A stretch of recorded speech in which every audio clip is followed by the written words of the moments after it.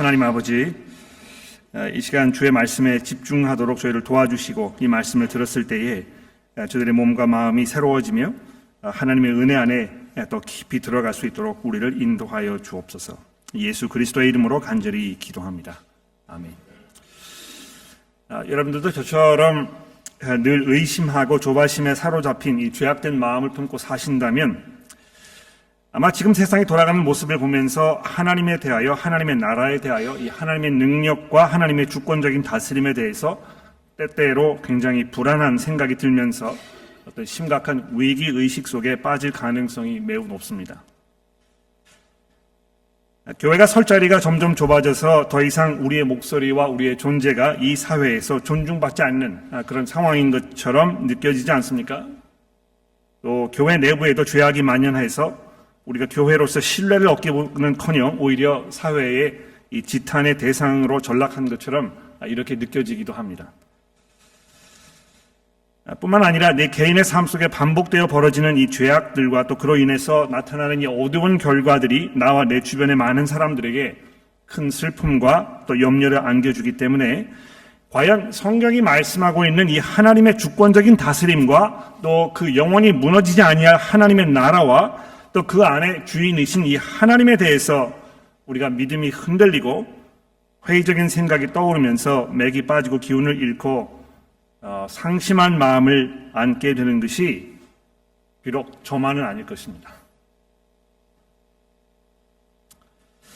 사무엘상은 첫 장부터 지금까지 계속해서 하나님의 백성들이 이 살얼음판 위를 살걸음 걷는 것과 같은 아주 위태롭게 그지없는 그런 상황으로 점점 빠져들어가고 있는 모습을 우리에게 설명해 주고 있습니다. 마치 지금 우리의 상황을 설명하는 것처럼 이렇게 보여지지 않습니까? 이 7장에 보면 블레셋에게 빼앗겼던 하나님의 언약의 법궤가 이스라엘에게 반환된 후에 벌어진 이 영적 회개 운동, 이거를 이제 설명하고 있습니다. 3절에 보십시오. 사무엘이 온 이스라엘 족속에게 말하여 이르되 만일 너희가 진심으로 여호와께 돌아오려거든 이방 신들과 아스타롯을 너희 중에 제거하고 너희 마음을 여호와께로 행하여 그만 섬기라. 그리하면 블레셋 사람들의 손에서 건져내시리라. 이에 이스라엘 자손들이 바알들과 아스타롯을 제거하고 여호와만 섬기니라. 이렇게 되어 있습니다. 다행히도 이스라엘이 이 사무엘의 사역을 통해서 회개하여 하나님께 돌아왔습니다만 이것은 또한 동시에 뭘 우리에게 얘기해 주는 것입니까? 이 고질적인 이스라엘의 죄악, 즉 하나님 한 분 이외에 다른 이방신들을 섬기는 그 문제가 여전히 이스라엘 백성들의 마음속에 남아있음을 보여주는 것입니다.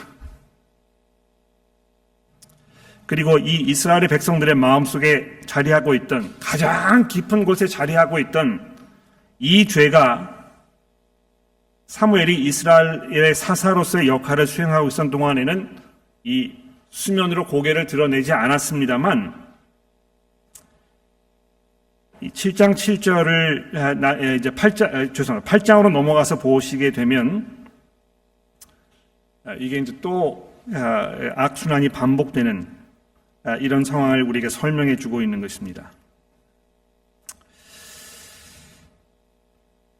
아마 이걸 보면은 이스라엘이 과연 하나님 앞에서 영적 순결을 유지할 수 있을까? 정말 하나님께서 주권적으로 이스라엘 백성들을 다스릴 수 있을 것인가? 하나님께서 의도하고 계획하셨던 이 하나님의 나라가 흔들리지 아니하고 이 백성들을 통해서 이 땅에 완성될 수 있을 것인가? 이런 염려와 불안을 우리가 갖게 된다는 것입니다. 마치 여러분과 제가 지금 이 하나님의 나라에 대해서 생각하면서 우리 안에 벌어져 있는 이 복음 사역을 통하여 정말 교회를 통해서 이 땅에 하나님의 나라가 완성될 수 있을 것인가?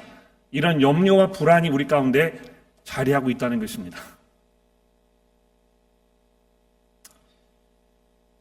사무엘이 나이가 많아지고 그의 아들들이 사무엘과 같은 영적 리더십을 발휘하지 못하는 상황이 오자 이스라엘은 즉시 5절에서 우리에게 왕을 세워달라고 사무엘에게 요구하기 시작하였습니다. 자, 근데 여기 5절에 보시면 왕을 달라고 요구했던 이스라엘의 이 진정한 그 의도가 설명되어 있지 않습니까? 왜 이스라엘이 왕을 달라고 한 것입니까? 모든 나라와 같이 하나님께서 이스라엘을 택하시고 그들에게 한없는 은혜와 사랑으로 그들을 양자 삼으셨던 그 원래의 목적과 이유를 생각해 본다면 이것이 실로 어처구니 없는 그런 요구였던 것입니다. 제가 슬라이드에 이 출애굽기서의 말씀을 잠깐 보여드리겠는데, 출애굽기서 19장에 보시면 하나님께서 이렇게 말씀하지 않았습니까? 이스라엘 백성들을 불러내셔가지고 애굽 땅에서 불러내셔서 시내산에 불러 모으신 후에 뭐라고 말씀하셨습니까? 세계가 다 내게 속하였나니 너희가 내 말을 듣고 내 언약을 지키면 너희는 모든 민족 중에서 내 소유가 되겠고 너희가 내게 대하여 제사장 나라가 되며 거룩한 백성이 될 것이다. 하나님의 거룩한 백성으로 하나님께서 얼마나 은혜와 정의가 풍성하신 분인지를 그들의 삶으로 증거하고 보여주어야 했던 그 부르심을 받았던 이 백성들이, 그리고 그 부르심에 순종하여 그런 삶을 살겠노라고 약속했던 이 이스라엘 백성들이 7장에서 보았던 것처럼 우상 숭배에 깊이 빠져 허우적거렸던 것과 마찬가지로 또다시 그들의 본연의 모습을 드러내고 있는 것입니다. 그들의 눈을 세상으로 돌려서 세상과 같아지고 싶어하는 마음으로, 그래서 하나님이 그들의 왕이십을 거부하는 상황 속으로 또다시 자신들을 밀어넣고 있었다는 것입니다. 이 6절 이하부터 이 상황에 대해서 하나님께서 하신 그 말씀의 내용을 보면 이 왕을 세워달라고 하던 이스라엘의 이 요구가 얼마나 무례하고 죄악된 요구였는지 아주 분명해집니다. 6절 말씀을 보시겠습니까? 우리에게 왕을 주어 우리를 다스리게 하라 했을 때 사무엘이 그것을 기뻐하지 아니하여 여호와께 기도하매 여호와께서 사무엘에게 이르시되 이 백성이 내게 한 말을 다 들으라. 이는 그들이 너를 버림이 아니요 나를 버려 자기들의 왕이 되지 못하게 함이니라. 내가 그들을 애굽에서 인도하여 낸 날부터 오늘까지 그들이 모든 행사로 나를 버리고 다른 신들을 섬김같이 내게도 그리하는도다. 물론 왕을 세워달라고 했던 이스라엘의 요구 그 자체가 문제는 아니었습니다. 기억하시죠? 하나님께서 아주 오래전부터 이스라엘에게 하나님께서 택하신 왕을 세우시려고 생각하셔서 그것을 약속하신 부분들이 아마 기억나실 것입니다. 이 창세기 49장에 보면 하나님께서 그 야곱을 통해서 자신의 12아들을 위해서 기도하는 그 장면이 소개가 되고 있는데요. 그 중에서 아들 유다에 관해서 야곱이 이렇게 얘기하지 않았습니까? 유다야, 너는 내 형제의 찬송이 될 것이다. 내 손이 내 원수의 목을 잡을 것이요 내 아버지의 아들들이 내 앞에서 절하리로다. 유다는 새끼 사자로다. 내 아들아, 너를 움킨 것을 찢고 올라갔도다. 그가 엎드리고 웅크림이 숫사자 같고 암사자 같으니 누가 그를 범할 수 있으랴? 규가 유다를 떠나지 아니하며, 규라는 것이 왕이 이렇게 손에 들고 있는 그 막대기를 말하는 것이겠죠. 규가 유다를 떠나지 아니하며 통치자의 지팡이가 그 발 사이에서 떠나지 아니하기를 실로가 오기까지 이르느니 그의 모든 백성이 그에게 복종하리로다. 하나님께서 오래전부터 이 유다 지파의 한 사람을 선택하셔서 하나님의 백성으로 삼으실 것이라고 이미 이렇게 암시해 놓으셨던 것입니다. 또 신명기에 보시면 하나님께서 이미 이스라엘에게 약속의 땅에 들어가서 그들이 어떤 왕을 세워야 할지에 대해서 17장에 이렇게 말씀하셨습니다. 잘 들어보십시오. 신명기 17장 14절 이하입니다. 내가 내 하나님 여호와께서 내게 주시는 땅에 이르러 그 땅에 차지하고 거기에 거주할 때에 만일 우리도 우리 주위의 모든 민족들 같이 우리 위에 왕을 세워야겠다는 생각이 나거든 어떻게 하라고요? 15절에 보십시오. 반드시 내 하나님 여호와께서 택하신 자를 내 위에 왕으로 세울 것이며, 내 위에 왕을 세우려면 내 형제 중에서 한 사람을 할 것이요 내 형제 아닌 타국인을 내 위에 세우지 말 것이며, 그는 병마를 많이 두지 말 것이요 병마를 많이 얻으려고 그 백성을 애굽으로 돌아가지 하게 하지 말 것이니 이는 여호와께서 너희에게 이르시기를 너희가 이후에 그 길로 다시 돌아가지 말 것이라 하였음이며, 그에게 많은 아내를 두어 그의 마음이 미혹되게 하지 말 것이며 자기를 위하여 은, 금을 많이 쌓지 말 것이니라. 이 포인트가 무엇입니까? 왕이 해야 할 일이 무엇입니까? 이스라엘 백성들이 다른 나라로 이 마음을 돌리지 않도록, 애국으로 돌아가지 않도록, 주변 나라들 바라보면서 그들과 같은 삶을 살도록 이렇게 격려하지 않도록 첫 번째입니다. 두 번째로 뭐라고 되어 있습니까? 18절에 보십시오. 그가 왕위에 오르거든 이 율법서의 등사본을 레위 사람 제사장 앞에서 이 책에 기록하여 평생 자기 옆에 두고 읽어 그의 하나님 여호와 경외하기를 배우며 이 율법의 모든 말과 이 규례를 지켜 행할 것이니라. 그리하면 그의 마음이 형제 위에 교만하지 아니하며 이 명령에서 떠나 좌나 우로 치우치지 아니하리라. 이는 이스라엘 중에서 그의 자손이 왕이 있는 날이 장구하리라. 즉 왕이 해야 가장 중요한 일은 하나님의 백성들이 하나님의 백성답게 그들이 주변 다른 나라들과 분명히 구별되도록 그들과 동일화되지 않도록 왕 자신이 먼저 하나님의 말씀의 권위 위에 그 무릎을 꿇고 그 말씀에 순종하는 삶을 사는 것을 강조하고 있었던 것입니다.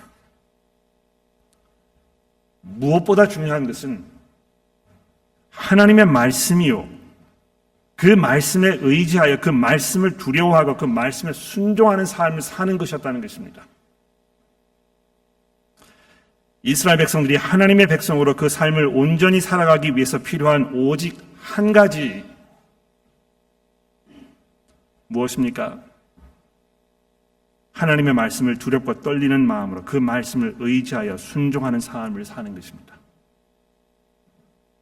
물론 그 삶의 일부가 이 하나님의 말씀이 명시해 놓았던 율법의 그 제사 제도를 잘 준행하면서 하나님의 그 은혜 앞에 나와서 하나님께 용서를 구하고 그 제사를 통해서 주어지는 하나님의 용서의 은혜 가운데에서 늘 하나님의 사랑과 은혜 가운데 살아가는 그 일이었습니다만, 이것이 그저 단순히 행사적으로 행식적으로 제사를 반복하는 그 문제만으로 해결되지 않는 근본적인 하나님에 대한 이 깊은 경외심, 하나님의 하나님 되심에 대한 그 두려움과 그분을 섬기려는 그 열정과 사랑이 이 백성들의 마음 가운데 깊이 그 말씀을 통하여 자리하고 있어야 함을 하나님께서 예전부터 얘기하셨었던 것입니다. 그러니까 아무리 종교 행사를 반복해봐야 이것이 사람들에게 변화를 가져오지 않는다는 것을 아주 분명하게 하나님께서 이미 말씀해 놓으셨던 것입니다. 이미 그들이 7장에서 또다시 경험하였듯이 사무엘을 통해서 전해진 하나님의 말씀에 의지하고 순종하였을 때 바로 그 가운데에서 이스라엘이 이 참 평화의 삶을 만끽할 수 있었지 않았습니까? 그런데 이스라엘 백성들이 그러한 하나님의 기대와 하나님의 요구를 받아들이려거나 수용하지 아니하고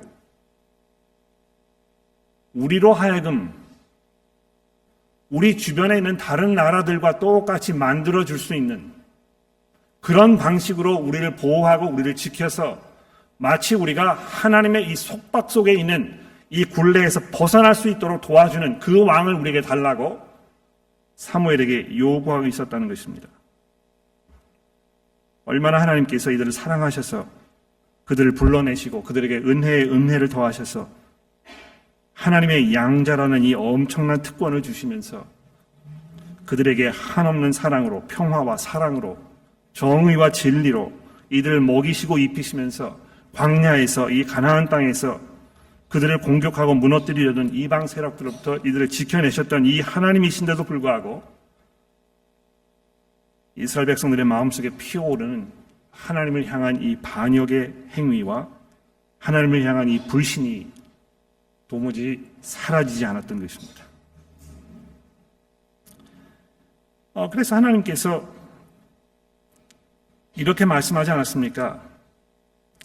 8장 9절 말씀 이하부터 보십시오. 너희들이 원하는 그 왕, 너희들이 그토록 바라고 원했던 그 왕이 들어섰을 때에 그들이 어떻게 이 왕권을 행사할 것인지를 하나님께서 사무엘 선지자를 통해서 이스라엘 백성들에게 말씀하십니다. 10절에 보십시오. 사무엘이 왕이 요구하는 백성에게 여호와의 말씀을 말하여 이르되 너희를 다스릴 왕의 제도는 이러하니라. 여기 이제 이 왕의 제도라는 이 표현은요, 이제 왕이 너에게 이렇게 할 것이다. 그가 이런 방식으로 너희를 통치할 것이다. 이걸 이제 설명하는 것입니다.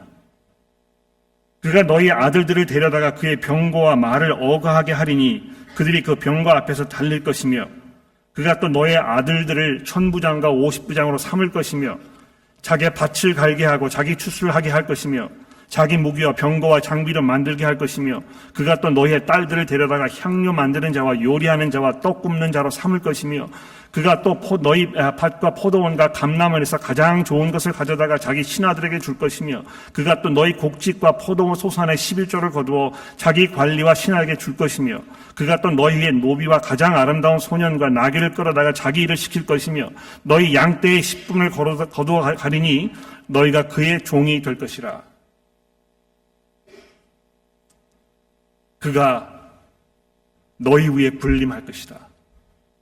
그리고 너는 그들의 종이 될 것이다.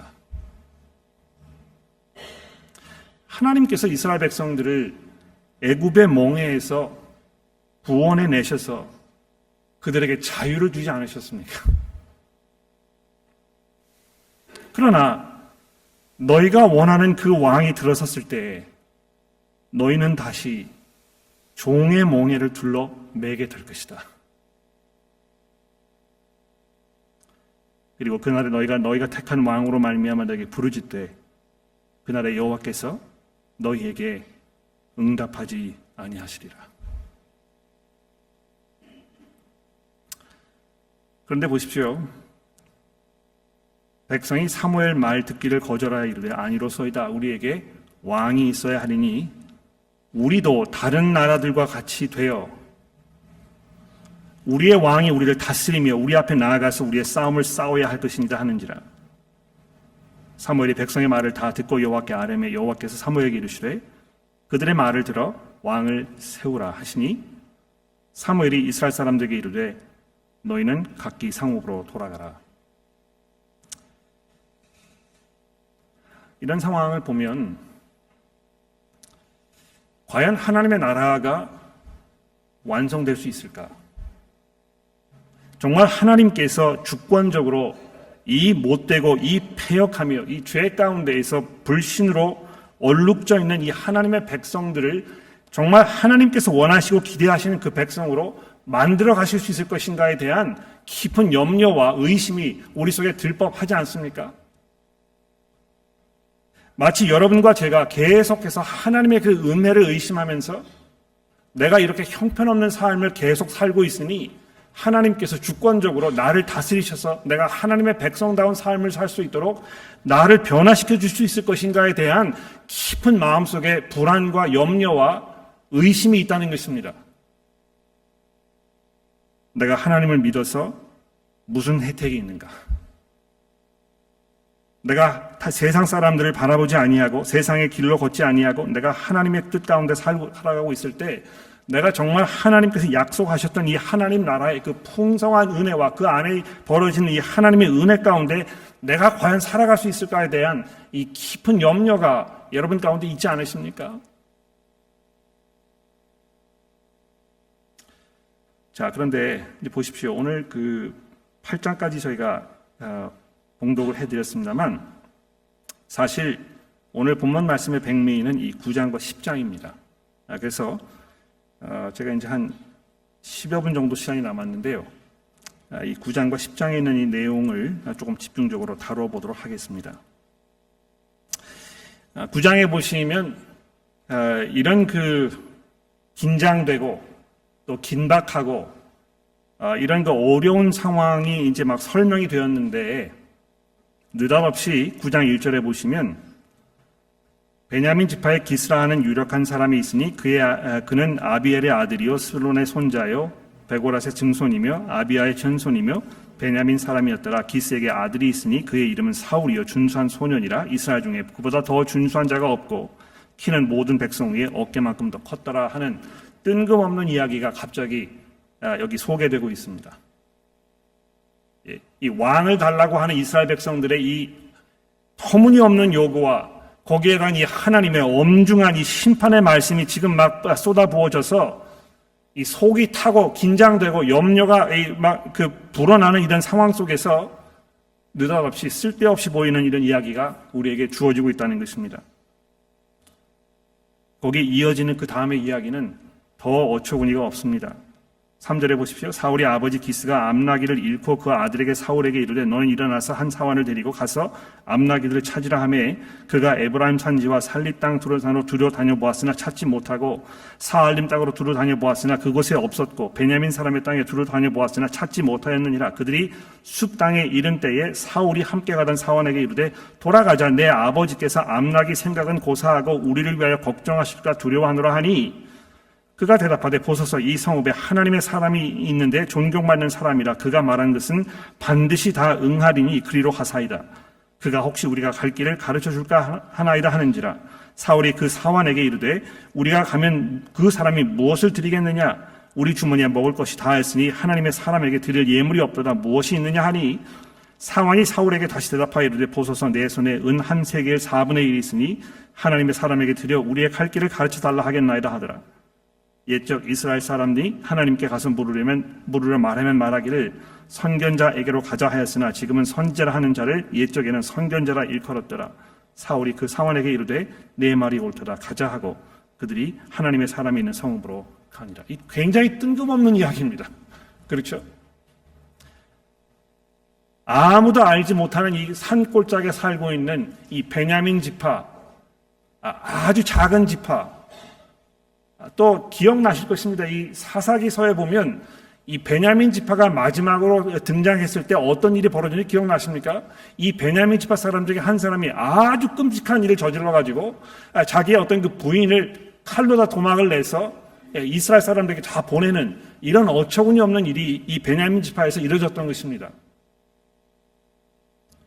그런데 느닷없이 이 베냐민 지파의 한 사람의 아들이 자기 아버지가 잃어버린 당나귀를 찾기 위해서 사방 곳곳을 돌아다니는, 또 얼마나 이 분별력이 없었는지 자기가 동행했던 그 사환, 몸종을 말하는 것이겠죠. 이 몸종에게 자기의 모든 결정을 맡겨야 하는 이런 상황에 빠져 있는 이 사람을 등장시키면서 도대체 뭘 하려고 하는 것인가?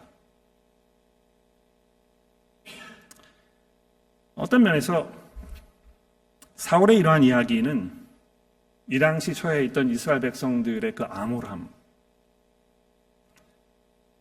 정말 방황하는, 분명한 목표 없이 어쩔 줄 모르는, 이래저래 해결책을 찾을 수 없는 이 사람들의 아주 절박한 모습을 보여주는 것처럼 보입니다. 그런데 보십시오.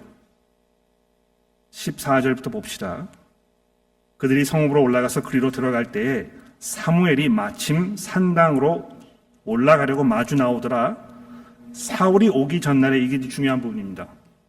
사울이 오기 전날에 여호와께서 사무엘에게 알게 하여 이르시되 내일 이맘때에 내가 베냐민 땅에서 한 사람을 네게로 보내리니 너는 그에게 기름을 부어 내 백성 이스라엘의 지도자로 삼으라. 그가 내 백성 블레셋 사람들의 손에서 구원하리라. 내 백성의 부르짖음이 내게 상달되었으므로 내가 그들을 돌보았느니라.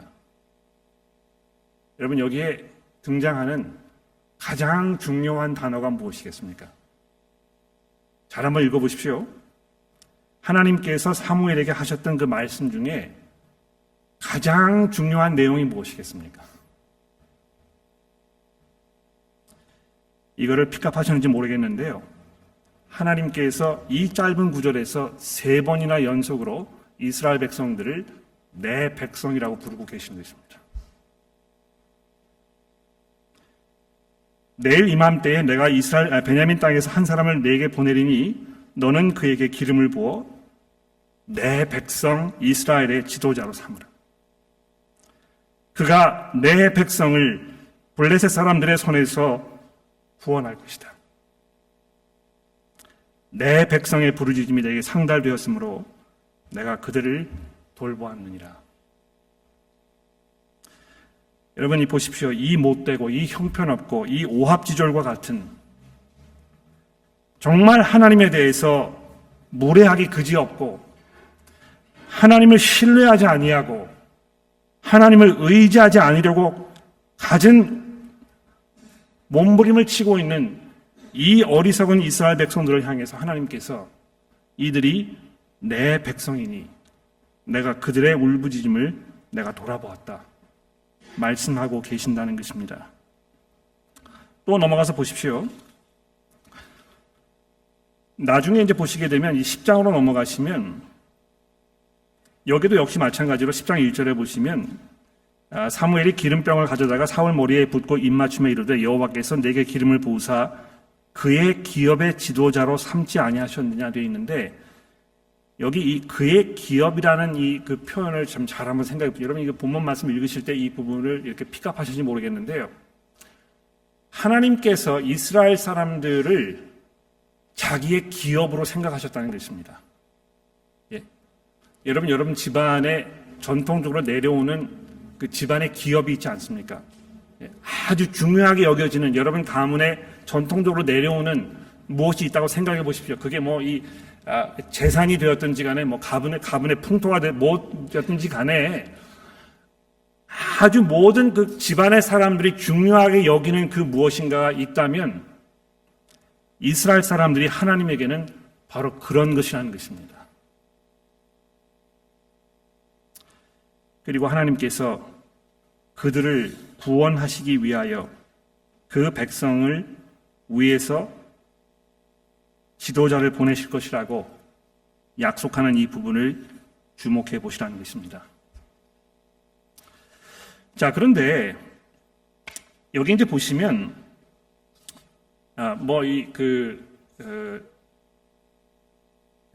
사울이 사무엘을 만나기 위해서 여러 가지 일을 이렇게 하다가 결국에는 이제 사무엘을 만나게 되지 않습니까? 그런데 25절에 보십시오. 그들이 산당에서 내려 성읍에 들어가서는 사무엘과 사울이 함께 지붕에서 담화하고 그들이 일찍이 일어날새 동이 틀 때쯤이라 사무엘이 지붕에서 사울을 불러 이르되 일어나라 내가 너를 보내리라 하매 사울이 일어나고 그 두 사람 사울과 사무엘이 함께 밖으로 나아가서 성읍 끝에 이름에 사무엘이 사울에게 이르되 사환에게 우리를 앞서가게 하라 하니라. 사환이 앞서감으로 또 이르되, 자 여기 세 사람이 있었는데요.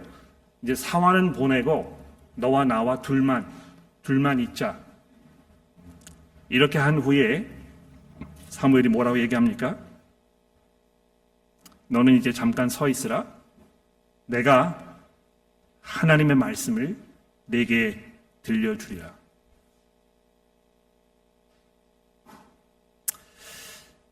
나중에 이제 본문 말씀 우리가 쭉 읽어 내려가면 이 말씀의 의미가 좀 더 분명하게 마음속에 각인될 것입니다만 이 시점에서 사무엘이 사울에게 내가 하나님의 말씀을 내게 들려줄 것이다 하는 이 부분이 아주 중요한 부분이라는 것입니다.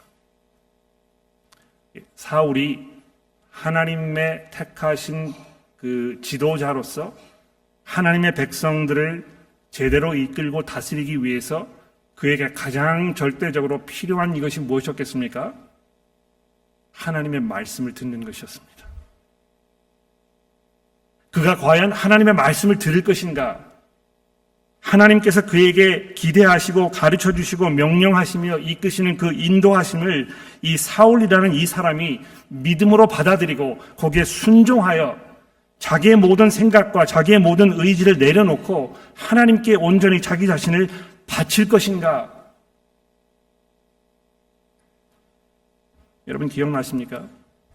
요한복음을 읽을 때 예수께서 요한복음을 통해서 자기와 하나님 아버지의 이 관계에 대해서 말씀하시면서 무엇을 가장 자주 말씀하셨습니까?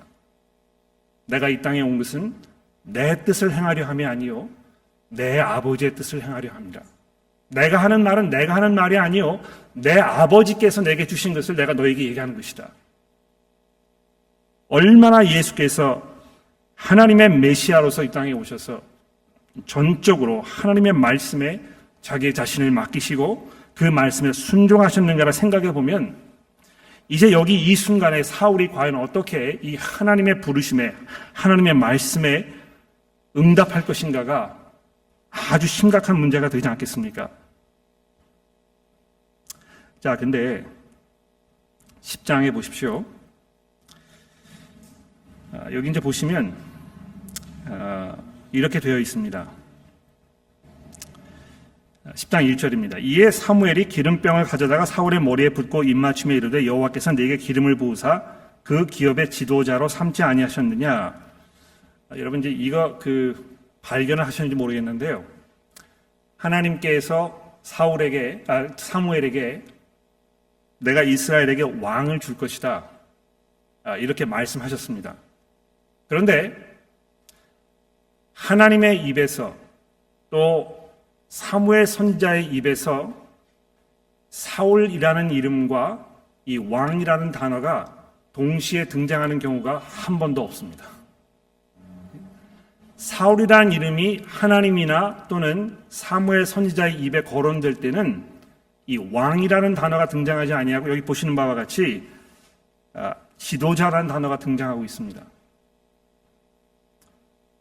왜 그런지에 대해서는 잠시 후에 설명을 드리겠습니다만 그걸 제가 미리 말씀을 드리고요. 자, 그 다음에 이제 보십시오. 2절에 보시면 내가 오늘 나를 떠나가다가 베냐민 경계 설사에 있는 라헬의 묘실에서 두 사람을 만나리니 그들이 내게 이르기를 내가 찾으러 갔던 암나기를 찾은지라 내 아버지가 암나기를 염려를 놓았으나 너희로 말미암아 걱정하여 이르되 내 아들들과의 어찌하려 할 것이라 하더라 할 것이요 내가 거기서 더 나아가서 다볼 상수리 나무에 이르면 거기에서 하나님을 뵈려고 베들로 올라가는 세 사람을 만날 것인데 한 사람은 염소 새끼 셋을 이끌었고 한 사람은 떡 세 덩이를 가졌고 한 사람은 포도주 한 부대를 가진 자라.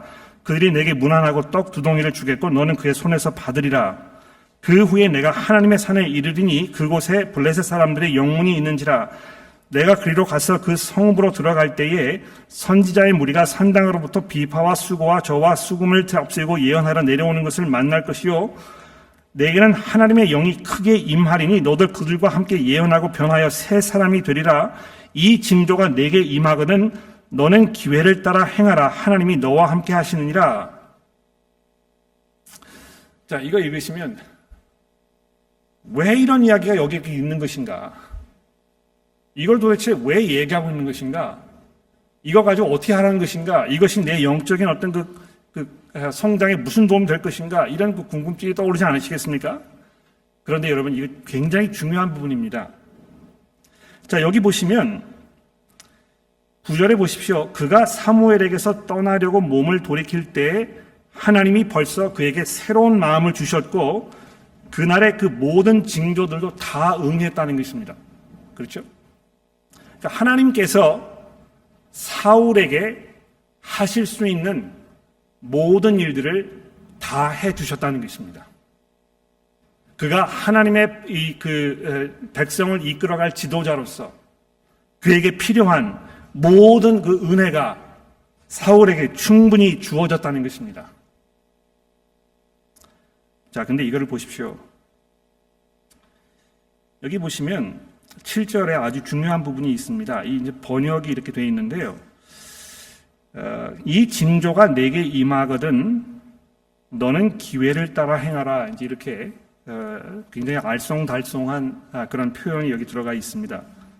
근데 혹시 영어 성경을 ESV 성경 가지고 계신 분 보시면 알겠습니다만 여기 이제 사무엘 선지자가 사울에게 Do what your hand finds to do.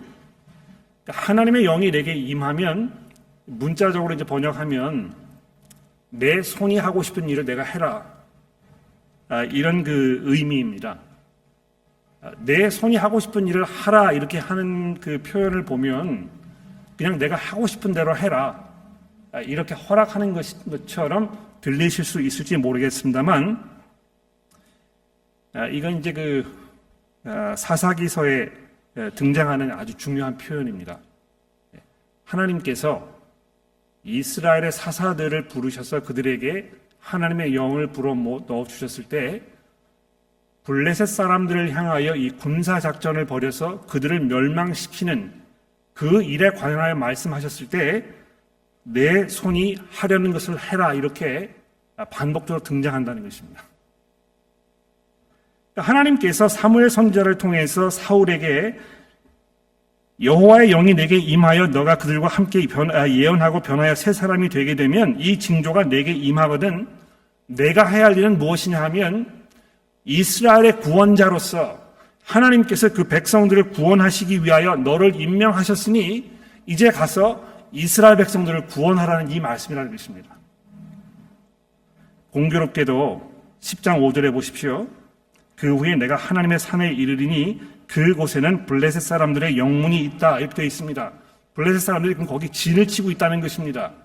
그래서 사울이 그 산에 이르러서 하나님의 그 말씀대로 하나님의 영이 그에게 임하여서 그의 선자의 무리에 들어가서 예언하게 되는 이 일이 그에게 성취가 되게 되면 그가 해야 할 일이 무엇이었겠습니까? 이제 일어나서 하나님의 사사로서, 하나님의 왕으로서, 하나님의 지도자로서 하나님의 백성들을 구출해내기 위하여 블레셋 사람들과 전쟁을 벌이고 그들을 무찌르는 그 일을 하는 것이었다 했다는 것입니다. 그런데 어떻게 됐습니까? 10절에 보십시오. 그들이 산에 이를 때에 선지자의 무리가 그를 영접하고 하나님의 영이 사울에게 크게 임함으로 그가 그들 중에서 예언을 하니 자 이제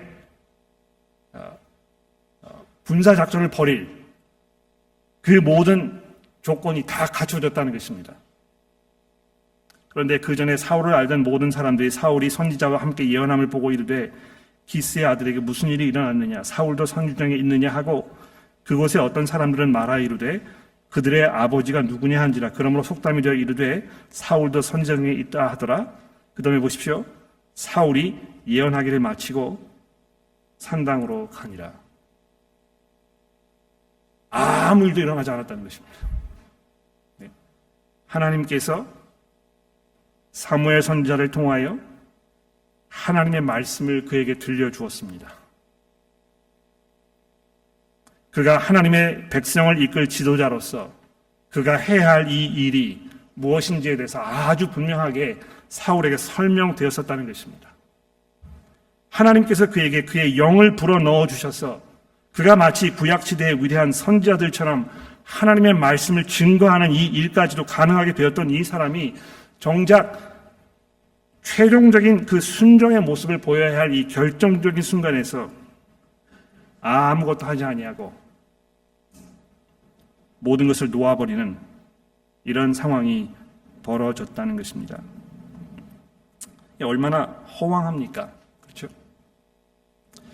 나중에 이제 10장 그 마지막 부분에 가게 되면 이스라엘 백성들이 사울이 왕으로 선출된 후에 그에게 왕의 만세를 외치는 장면이 설명이 되어 있습니다. 24절에 보십시오. 사무엘이 모든 백성에게 이르되 너희는 여호와께서 택하신 자를 보느냐 모든 백성 중에 짝할 리가 없느니라 하니 모든 백성이 왕의 만세를 외쳐 부르니라. 그런데요, 정작 사울은 자기가 사무엘 선지자로부터 들었던 이 하나님의 나라에 대한 그 나라를 다스리는 하나님의 왕이 해야 할 이 일에 대해서는 정작 말하지 않는 그 다음에 이어지는 이 사울의 숙부와의 그 대화의 내용을 보십시오. 숙부가 너 어디 갔었느냐? 제가 사무엘을 만났습니다. 사무엘이 너가 뭐라고 얘기하더냐? 그러니까 16절에 보십시오. 사울이 그 숙부에게 말하되 그가 암나기를 찾았다고 우리에게 분명히 말하더이다 하고 사무엘이 말하던 나라의 일은 말하지 아니하니라. 하나님께서 사무엘 선지자를 통해서 하나님의 말씀을 통하여 이 하나님의 나라의 일을 그에게 분명하게 설명하셨는데 거기에 대해서 아무 말도 하지 않는, 자, 이런 것을 보게 되면 과연 하나님의 나라가 잘 유지될 수 있을 것인가? 이런 어처구니 없는 사람이 왕 위에 올랐을 때 하나님의 나라가 다 무너져 내려버리고 모든 소망이 사라지고 하나님의 백성들이 이제 절망 가운데에서 더 이상 헤어나올 수 없는 이 멸망의 구덩이 속으로 빠져들어가는 것이 아닌가, 이런 절박감을 느끼게 되지 않습니까? 저도 종종 그런 절박감을 느낄 때가 있습니다. 여러분 그러지 않으십니까? 교회를 돌아보았을 때 우리 스스로의 영적 상태를 돌아보았을 때, 이 세상이 우리를 대하는 모습을 생각해 보았을 때, 과연 우리가 그리스도의 제자로 사는 것이 맞는 것인가? 거기에 무슨 소망이 있을까? 이것이 어떤 변화를 가져올 수 있을 것인가? 이런 염려와 근심이 우리 가운데 분명히 있는 것입니다. 그런데 이 본문 말씀이 우리에게 이야기해주는 가장 중요한 메시지가 무엇이겠습니까? 그럼에도 불구하고 하나님의 나라가 무너지지 않는다는 것입니다. 여러분, 이거를 이제 보셨는지 모르겠는데, 오늘 본문 말씀 맨 마지막 절인 이 25절을 좀 보십시오. 여기 보시게 되면, 백성이 정말 이 허망한 왕에 대해서 만세를 외쳐 불렀는데, 뭐라고 되어 있습니까? 25절에 보시면, 사무엘이 나라의 제도를 백성에게 말하고, 책에 기록하여 여호와 앞에 두고 모든 백성을 각기 집으로 보냈다. 사울도 기브와 자기 집으로 돌아갈 때 마음에 하나님께 감동된 유력한 자들과 함께 갔느니라, 이렇게 되어 있습니다. 사무엘이 여기에서 이번에는 그 왕의 제도에 대해서 얘기했다 얘기되어 있지 않고, 여기 이제 어떤 단어가 들어가 있습니까? 나라에 대해서 얘기했다 되어 있습니다. 이것은 마치 사울이 지금 이렇게 엉망진창으로 왕답지 않은 모습을 보일 것이라고 전에 경고했었지만, 그것과는 무관하게 사무엘이 그 백성들에게 이 영원하신 하나님의 나라에 대하여, 하나님께서 그 나라를 다스리고 통치하셨을 때에 그 나라에서 누릴 수 있는 그들의 그 특권과 그 은혜와 그 사랑에 대해서 백성들에게 이야기하고 그것을 기록하여 여호와 앞에 두게 하여서 백성들이 그것을 기억하게 하고 자기 집으로 돌아가겠다는 것입니다. 하나님의 말씀이 무너지지 않는 것입니다. 하나님의 나라가 그렇게 호락호락하게 사라져버리지 않는 것입니다. 인간의 불순종과 인간의 죄악된 모습과 인간의 이 허망한 삶의 모습이 하나님의 나라와 하나님께서 가지고 계시는 그 계획에 방해물이 되지 않는다는 것입니다. 오히려 하나님께서는 그것을 자기의 도구로 사용하셔서 자기가 계획하고 준비하셨던 그 은혜를 더하시는 놀랍고 놀라운 우리의 아버지이시며 이 온 세상의 주인인 것입니다. 세상 사람들이 열방이 모여서 하나님이 보내신 메시아를 십자가에 못 박고 이제 우리가 승리하였다고 그 도취감에 빠져 있을 때에 하나님께서 그 메시아를 죽은 자 가운데서 다시 불러내셨던 것입니다. 하나님의 나라가 그렇게 호락호락하게 사라져버리거나 멸망하지 않습니다. 여러분, 우리가 우리 삶을 돌아보았을 때 이 하나님의 능력과 하나님의 은혜 안에서 우리가 담대함으로 소망 가운데 우리의 삶을 인내하게 되기를 간절히 기도합니다. 기도하겠습니다. 하나님 아버지, 감사합니다. 영원하며 무너지지 않는 하나님의 그 놀라운 나라가 그의 아들이신 예수 그리스도를 통하여 우리에게 완성되게 하셨으니 감사합니다. 우리가 그 나라 안에 들어갔을 때, 거기에 백성이 되었을 때 하나님의 그 은혜 안에서 우리가 영원한 평화와 또 번영과 안식을 누릴 수 있음을 믿음으로 고백합니다. 우리의 마음이 흔들리고 그 소망과 안식이 우리 가운데 과연 이루어질 수 있을 것인가에 대한 회의가 들 때마다 주의 말씀으로 저희를 격려하여 주시고 일으켜 주셔서 그리스도를 향한 믿음 가운데 끝까지 걸어가도록 우리를 인도하여 주옵소서. 예수 그리스도의 이름으로 간절히 기도합니다.